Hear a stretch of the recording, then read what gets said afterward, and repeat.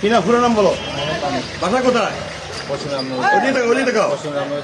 এটার নাম কি? মাস্টার কি? মাস্টার কি? এটা কি করা যায়? যে কোনো যে কোনো মোটরসাইকেল, যে কোনো মোটরসাইকেল পাওয়া যায়। এই মোটরসাইকেলটা খোলা তো দেখি। হ্যাঁ, সোজা করো। এই যে দেখতে পাচ্ছেন আপনারা, এটা একটা এই মাস্টার কি দিয়ে যে কোনো মোটরসাইকেল খোলা যায়। ওনার নাম মানিক, ওনার বাড়ি রামনগরে। গতকালকে এটা তিনি আমাদের রামনগর এলাকা থেকে গত পরশু এই মোটরসাইকেলটা উনি চুরি করেছেন। আমরা ওনাকে শনাক্ত করছি এবং ওনার কাছ থেকে মোটরসাইকেলটা উদ্ধার করেছি। ওনার কাছে মাস্টার কি আছে, ওনার তথ্য মতে আমরা এই মোটরসাইকেলটা উদ্ধার করছি। এই কাজ থেকে ভালো না খারাপ? খারাপ। উনি নিজে জানেন খারাপ।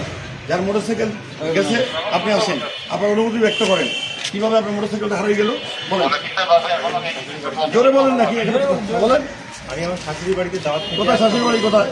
বকুলতলা। বকুলতলা, হ্যাঁ। বকুলতলা করে রাত 9টা নাগাদ আমি আমার শাশুড়ি বাড়িতে যাওয়ার থেকে আসি।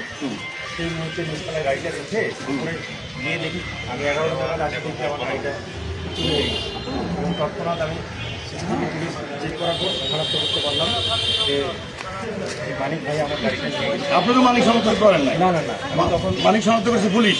হ্যাঁ, থানাতে আসে সাতদের সামনে সাড়ে সামনে আসে দেখা করলাম। এই যে 24 ঘন্টার মধ্যে আপনার মোটরসাইকেল উদ্ধার হলো, আপনার অনুভূতি কি বলেন? আপনি ভাবছিলেন যে মোটরসাইকেল পাবেন না নাকি? কি ভাবছিলেন? আমার মানে কল্পনার বাইরে ছিল। আর আমি সারাদিন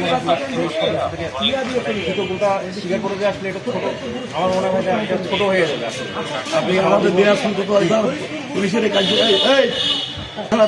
এই যে পুলিশের এই কার্যক্রমে আপনি কি সন্তুষ্ট? সন্তুষ্ট। সবাইকে ধন্যবাদ।